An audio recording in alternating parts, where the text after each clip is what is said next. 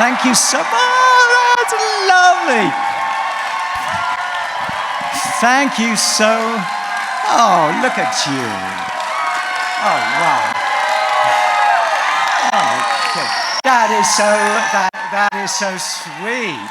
Thank you very, very much. There we are. Thank you.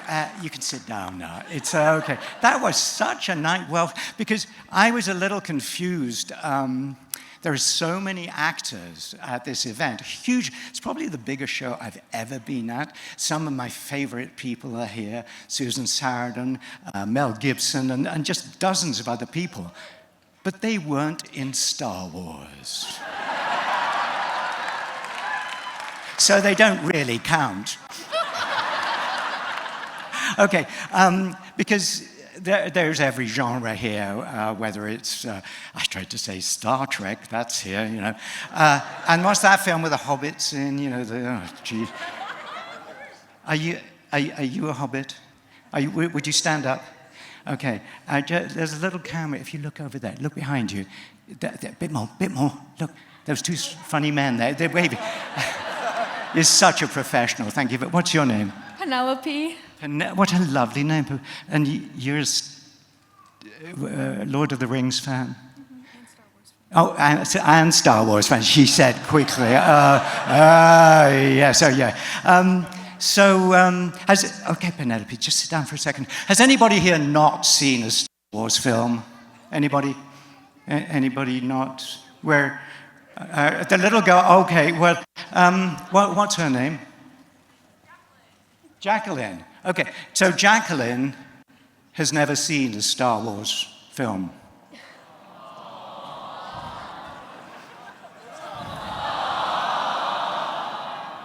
Why not? Why hasn't Jacqueline seen? Where's Mum? Yeah, Mum, come here.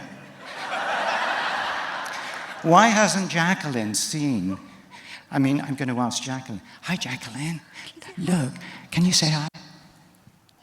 Hi. Okay. Why hasn't Jacqueline seen the film? Because she's how old? She just turned 2. She just turned 2. There's time. Why haven't you? What's your name? You know what? She has seen the animated Jedi. Oh, here we go. Excuses. Oh, you know what? Now I'm on camera. Now I'm part of the school. I lied just to get Antona's attention. I hate that.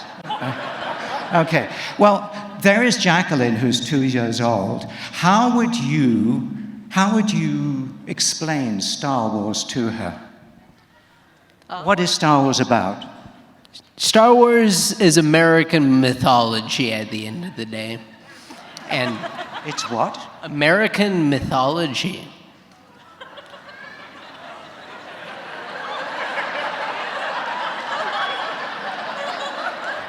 Okay.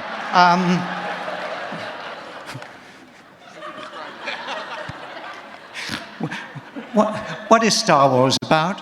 Star Wars is about C-3PO.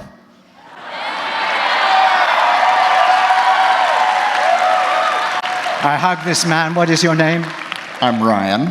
You're Ryan. Ryan, of course, has gone straight to the nitty-gritty. Straight to the point. Star Wars people go on about the Force, lightsabers, battles, and all that kind of thing. Star Wars, as Ryan perfectly honestly says, it is about a golden droid who, for 9 films, is bullied and humiliated by all the humans, and I want them to die.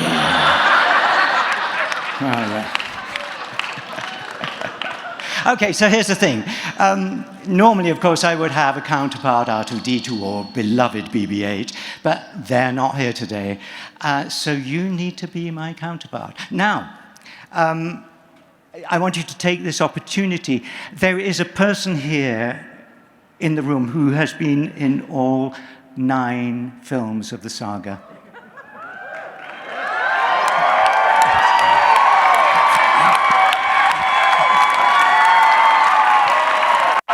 So, So please take this opportunity to ask me a question, because this is probably one of the rare moments that you could do that. But of course, one of the ways of answering the question is if you, so clever, buy my book. I am C-3PO, the inside story. Can we get a close-up?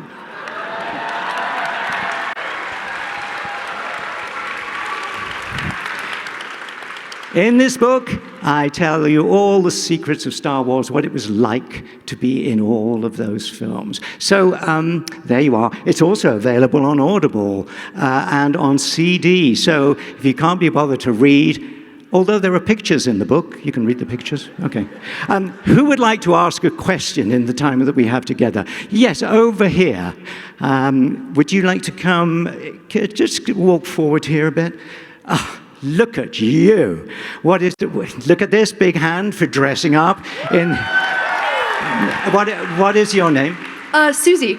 Susie, I'm just going to move you slightly this way because we're standing in front of a speaker and it makes nasty noises. Okay, you're not going to make nasty noises. What are you going to ask me? If Disney were to make a C-3PO TV show, would you be interested in doing that? I think Disney have had an effect on Star Wars. They've got enough.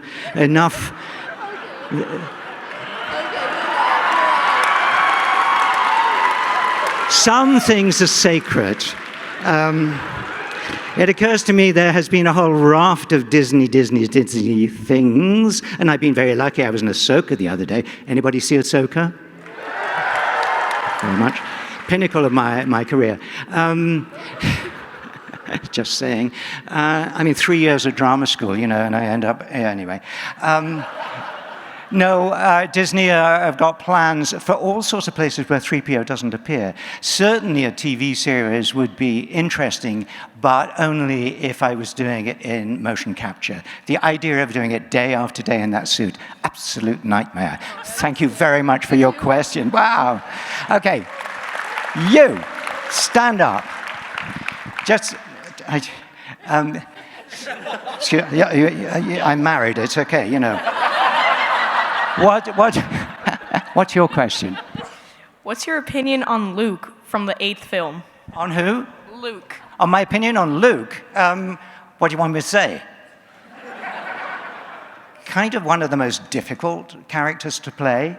There is Mark Hamill back in the day, and he's the blonde kid, he's the hero, and who's he acting with? A gold robot, a little blue box, a Wookiee. What else? A man with a breathing problem who says he's his dad. It's incredibly difficult to act with these things. And Mark, did extremely well, talking blithering dialogue. Nobody understood what was going on. And Mark did it with great sincerity. And I used to say to him, when I'm in the scene, you don't need to act because I only got to move a bit, and the audience's eye is just attracted to things that glitter, and I could screw up your performance just like that. So my opinion of Luke is that he is an immensely important character because he is the person that carries you through the story, the hero, we all know about that. So he's the most important person, apart from C-3PO, of course. Yeah. Who's got a question? Yes, young lady, stand up and walk this way. Well, you do your own thing. Here we go. And what is your name? Amber. Amber, and what's your question? When you were first cast as this character, what were your thoughts about this character in general, and did you ever imagine it would? Well, thank you, Amber. In my book, yes, I did. I told you I wrote a book. In some, even the cameraman's laughing. He's like, desperate or what? In the book, what I wrote called I Am C-3PO, The Inside Story, I do talk about how I wasn't in the least interested in meeting George Lucas for the role of a robot in a low-budget science fiction film. Really? How bad can it get? My agent made me go. I like George, and it was Ralph McQuarrie's painting. as I describe in the book that I wrote, that changed my mind. So then they gave me the script. Every time I turned the page in this, I liked him more and more because he was so different from Luke, who was an incredibly sort of straight and little boring character. You know, he just had to be nice, didn't he? Don't you think he just had to be nice? You know, yeah. Clearly. So he had to drink blue milk and all that, but that's about as tough as it got. Yeah. And I had nothing to do with the character at this point. It was all George's work. He had written 3PO, a character program for protocol and etiquette on Tatooine, for heaven's sake, when, you know, nothing but sand and garbage and all that kind of thing. So it was a very clever piece of dramatic irony that you put somebody out of place, it's always a drama, and then to give him R2-D2, another dramatic ploy. And the conversation between them in the script was amazing. 3PO says, that, you know, where are you going? And then it said R2 beeps a reply, or blats a response, or makes a rude noise. And 3PO says, how dare you? And so it went on. I was enchanted by the script, and it got bigger and bigger over the 6 months of making. Are you still with me here? I'm saying a lot of what. How are you doing? You okay? Okay. And so to answer your question, which I've totally forgotten, how did I feel about the character? I love the character. Simply love that character. We all love him, don't we? Yeah. Oh, wait a minute, wrong movie. Okay. Oh, yeah. Wrong movie. No, what are you? What have you come as? I mimic you. You what? Mimic you, and this is That's not Star Wars. You're a Jedi. Okay, who's a real Star Wars? But look at you, sir. What's your question? I want to know, were there any 3PO costumes that were comfortable for you? Nope. Stand up. What's your name? My name is Emily. Emily. I was in Solo, wasn't I? Was I in... Is that where I played... something else. Can't remember. Sit down. Emily, what? What do you want? I wanted to know if you and Shmi had any adventures after little Anakin left. The rumors are entirely untrue, and I deny them all. Just saying. Okay, here. Yes. Oh, come here. Come and stand. Princess Leia rides again. Right. Look at you. What's your name? Kayleen. It's what? Kayleen. Kayleen. Okay. What's your question, Kayleen? Did you create what C-3PO likes? Did I create what C-3PO writes? You mean the things he said, what? Likes. What he likes? I don't know what he likes. He likes people who are well-behaved and well-mannered, who speak very clearly and don't annoy him on public transport, airplanes, airports, all that kind of thing. Okay. He doesn't like people who drops litter or anything like that, or who are loud. Okay. That's what he likes. Thank you for your question. Okay, young man, stand up. Look at you in your suit. What's your name? My name is Boston. Boston. What's your question? My question is, out of all the movies that you've done, what was your favorite? Very good question. Thank you, Boston. Excellent question. Curiously, okay, let's do a little thing. Favorites. What is your favorite? Episode 1.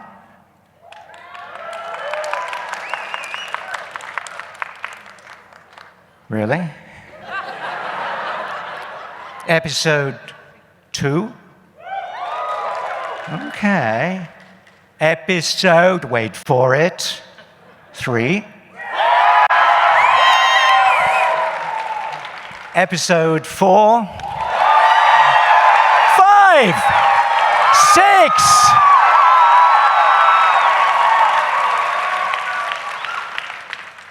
7. 8. 9? Well, curiously, my favorite was actually episode 4, the very first film. And that, yeah. And the reason for that is it was a very simple story.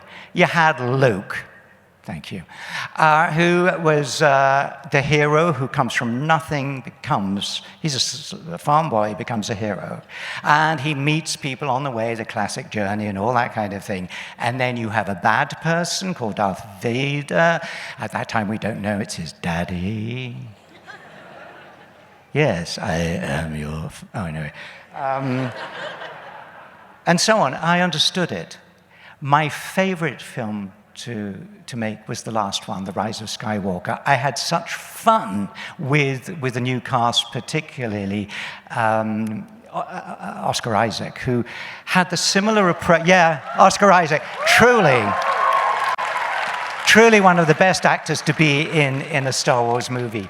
And he had such a good relationship, or bad relationship, with 3PO that he persecuted him on an hourly basis, just even worse than Han Solo. And I just was giggling inside the costume as Oscar annoyed me. It was huge fun. The film didn't kind of work out like I thought it might, but nevertheless, it's part of the saga, so you're stuck with it. Get on with it? Yes, what's your question? Stand up and just look the other way so your mother can, you can wave at your mother, okay? What's your name? Mathis. Pardon? Mathis. Mathis. Mathis, unusual name. Anthony, hello Mathis. You're wearing an R2-D2 shirt.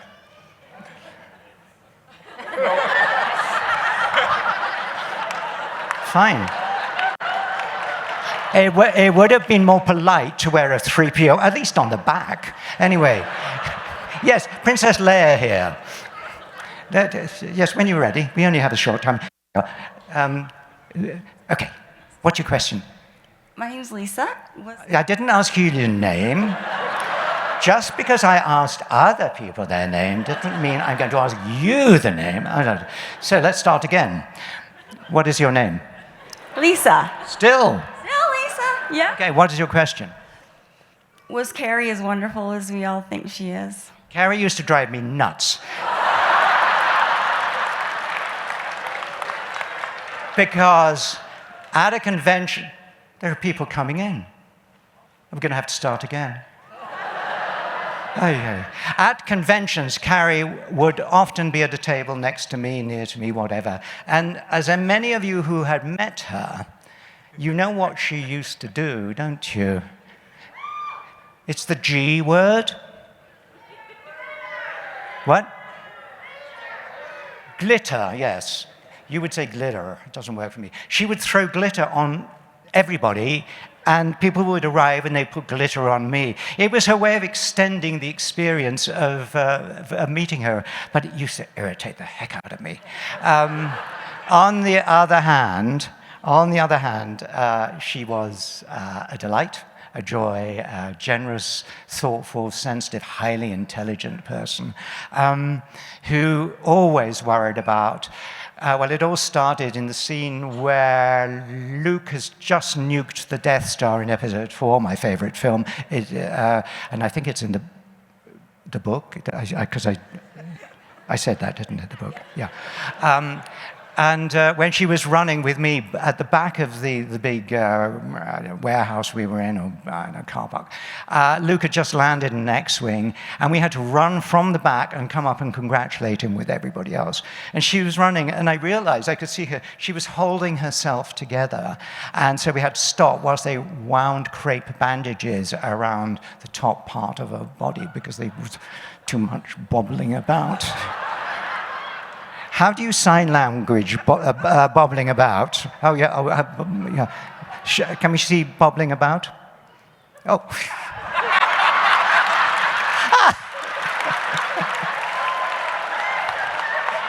I'm sorry. I'm not sure we got that on camera. Can we do a retake? Can you just there's a camera there. Can you just look at that camera and show me bobbling about in sign language? outrageous. And there are children present.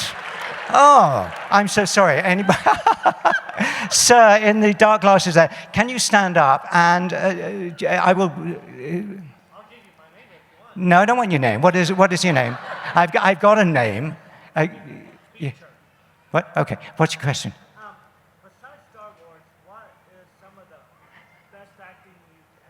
Besides Star Wars, what is some of the best acting I've ever done? I've never done any good acting. It's like the best acting you got is 3PO.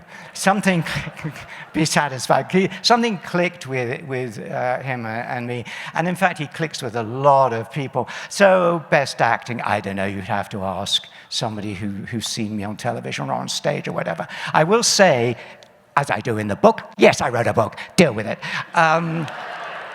2 weeks before I was on a planet, Tatooine. Well, it wasn't really Tatooine, it was a dump, Tunisia. It was awful, awful. 2 weeks before that, I'd been on stage every night in a play called Rosencrantz and Guildenstern Are Dead. Anybody seen it? I would do that again in a nanosecond. And here's the strange thing. For those who don't know R&G Are Dead, Rosencrantz and Guildenstern are tiny characters in the play Hamlet that was written by a very famous English person. Just saying. You see, it's not all about American myth, is it? There are some very classic tropes that have nothing to do with America. America was created sometime after Shakespeare was doing his doodle. Okay, just saying. And it was crazy because a few years later, I realized these two characters, R&G, are battered about by events in the world, by monarchs, and they're mistreated. They have no say in their destiny. They're puppets. They are just shoved along. They're pointless. They're worthless. Nobody will care if they die.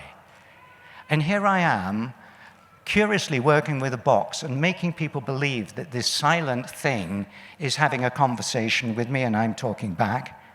Because on the second day, finally, I say to George, it's very difficult. You didn't explain that R2 doesn't speak. Huh?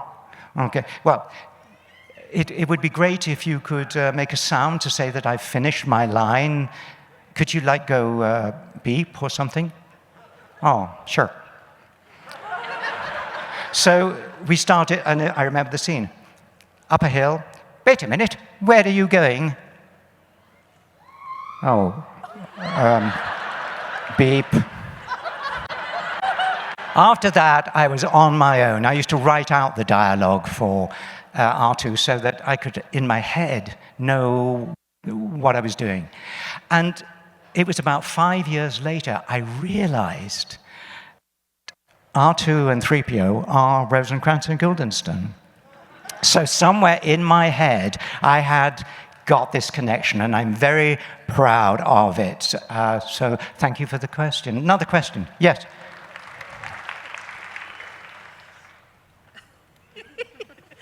I am also Kayleen. We're not often common. Do you ever have dreams about living on the Ewok world and enjoying it? Do I ever have dreams about the Ewoks? Are you kidding?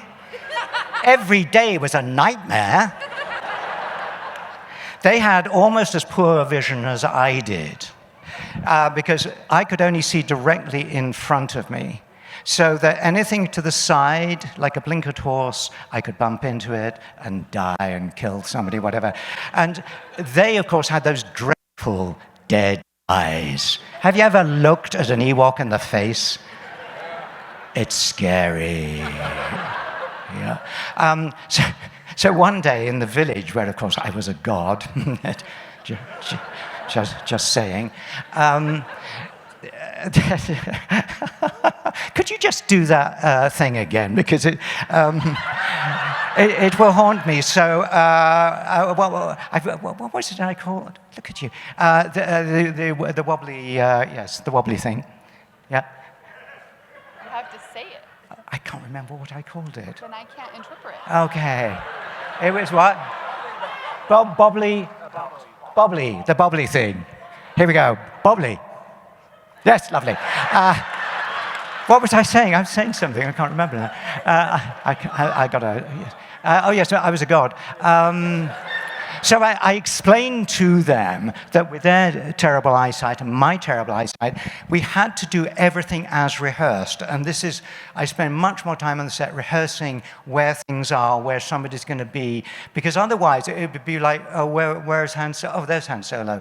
We all work on about 170 degrees peripheral vision. I had like 20, so I had to know that he was there. I had to know R2's down here, and often, one of the reasons I pat him frequently is say, yeah, you're there, right? Okay.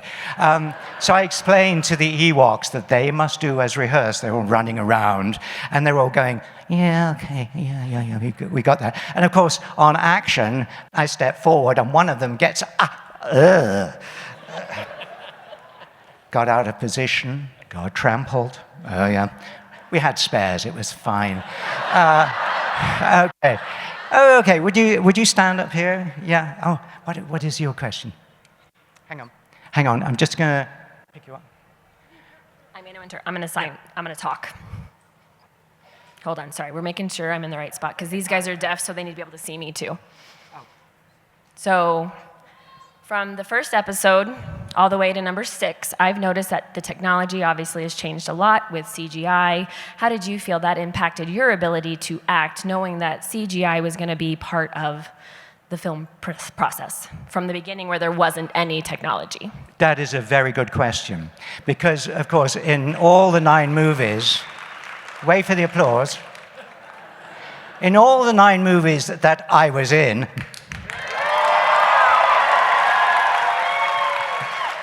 the technology changed immensely.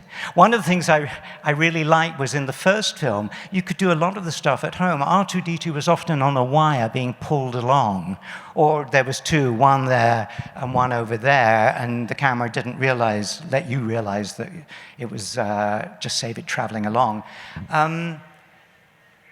Then, of course, in the prequels, by then CG had been invented big time, and green screen.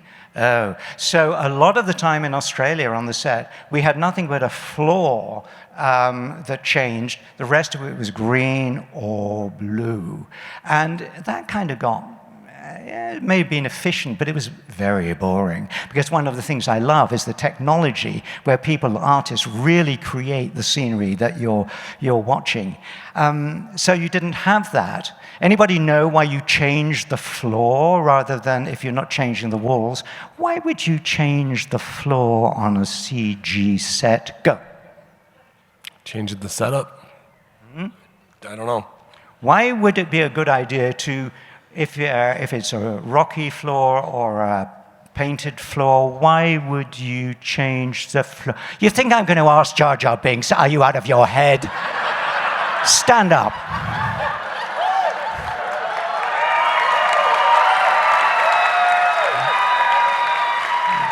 Just, I'm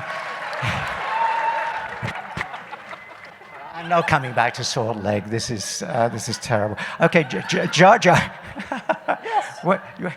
Why would you change the floor? Shadows? Very close, but no cigar. What? The sound of your footsteps. Not the sound of the footsteps. They're all put on afterwards, idiot. One of the funny things you don't realize about 3PO, when I walk along, I am making the most awful noise. Like, everything is clanking. The shoes are clanking into the calves, which are clanking, the thighs, the waist, everything is clanking. My arms clank the head. All those sounds are coming up into my head. It's awful. It stops me hearing what people are saying, but I've read the script, quite good that way. So I know what you were meant to say. Hopefully you will say it, and that's fine. So what happened after Ben Burt again, who won an Oscar for all of this, what he did was have somebody, every time 3PO moved, this, I think it was a lady, would have a machine that went bzz, bzz, bzz, bzz, bzz, bzz, bzz, bzz, bzz, bzz, bzz. So you watch the film, and every time 3PO moves an arm, another servo motor, turning his head, zzz, zzz. And it gives an added credibility to the machinery of 3PO because he is indeed a machine, even though he's the most wonderful, wonderful, sensitive creature. Yes. So to say footsteps is utterly ridiculous. There we are. Okay, the technical reason why you change the floor is it's much better to have somebody who's actually standing on the planet. Often you'll see in a cheap, low-budget movie, people are slightly hovering over the surface, and it's very unreal. I'm amazed, Jar Jar. Oh, God, the face. I dream of Ewoks. I dream of Jar Jar. Another question from here, from young lady. Please, come here. Yeah. Okay, what's your name? Jude. Hmm? Jude. Jude, what? Jude. Jude. Actually, what's your question, Jude? What was your favorite scene that you did? What was the favorite scene I did? It's a fantastic question. Possibly, you remember how evil, well, how unkind Han Solo was to 3PO, yes? Yeah. Impossible, man.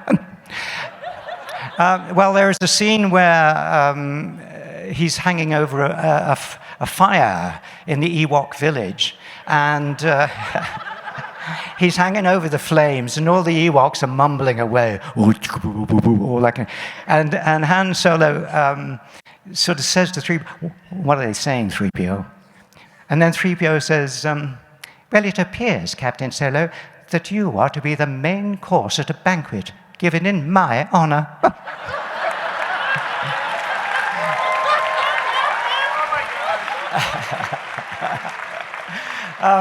So that was truly whatever. But actually, if you follow on from that, somebody asked me what my best acting was.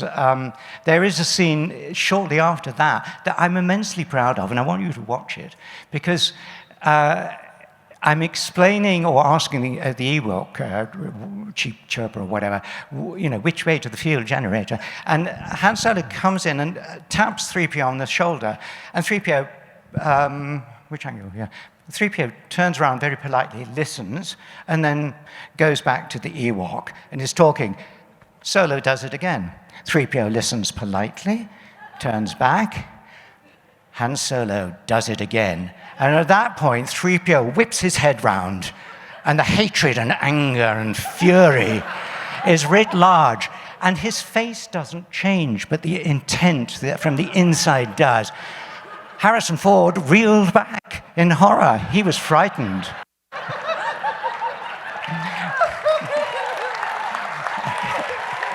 Oh, yeah, okay. It's very hard.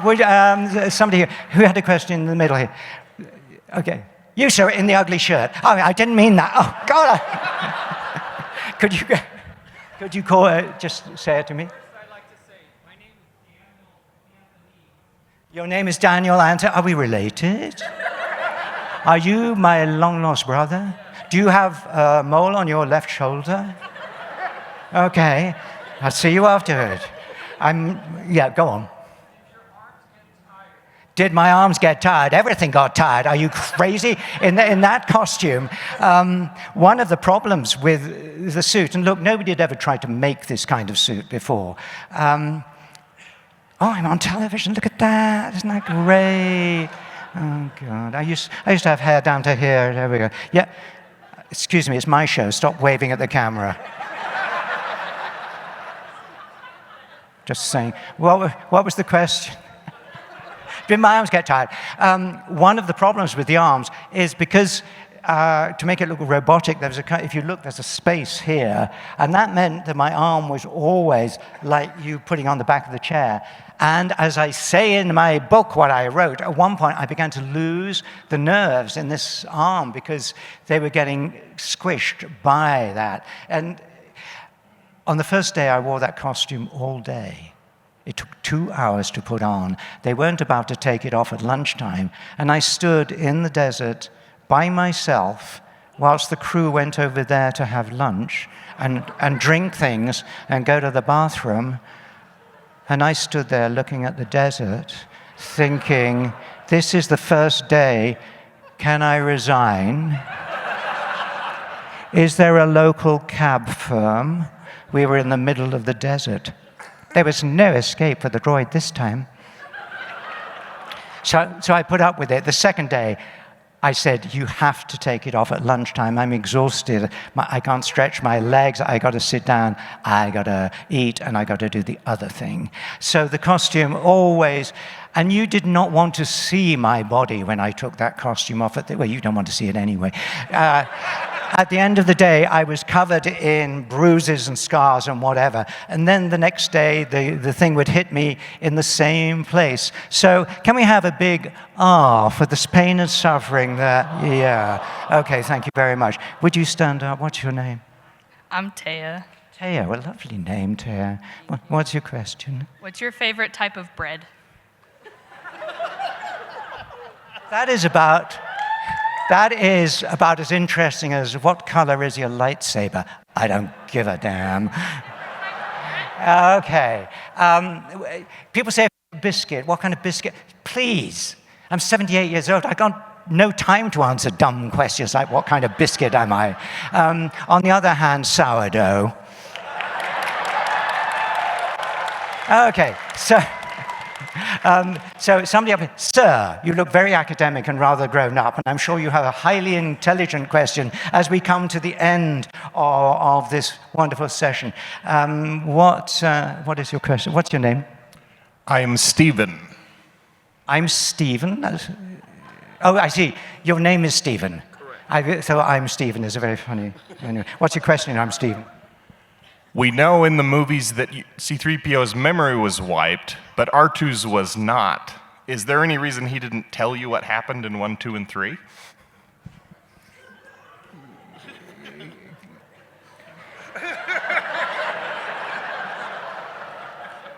I can't remember.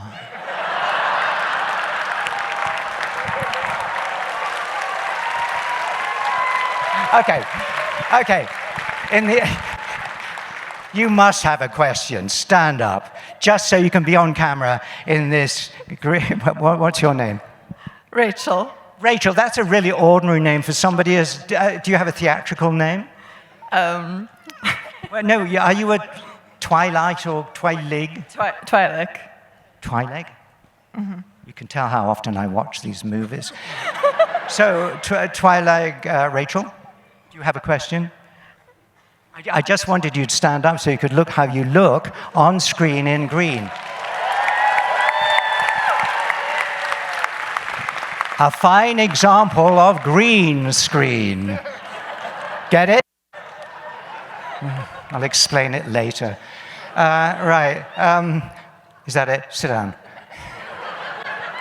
Okay. Sir, here you go. Yes. Was you worried about gaining weight and being replaced for the suit? Was I worried about? Listen, in that suit, the only person that suffers is me. Seriously. And often the food on the set was wonderful, but I didn't eat it because I would suffer. I would not be able to breathe. I would die on the floor. And nobody would notice because, no, you can't see my face. In production, I am really quite disciplined. I'm not in production now. So I love food, and yes, one of the rules of being 3PO is you have to be prepared. You have to learn the lines. Don't shoot! Don't shoot! I'm being pestered by a Jawa. That is hysterical. I got to admit, I love the Jawas, but there we are. Yeah, it's one of the things you've got to be prepared. You've got to be fit. You've got to know the lines, please. You've got to turn up on time. We were talking about Carrie Fisher, weren't we? Timekeeping was not her best skill. Yes, I know we're coming to the end, and people are going to give me the 5 sign, which is anyway. A few of the actors from the movies have passed on. Have you attended their funerals, and how would you like to be buried? When you pass on. Thank you for that, Ryder. This is a tough crowd. It's like... Really?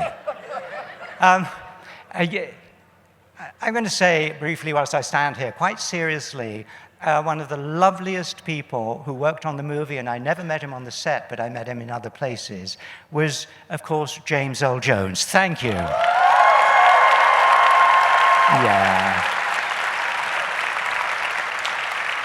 I don't tweet very much, but I did tweet something about, that he'd gone, but I did add the phrase, his voice will be with us forever.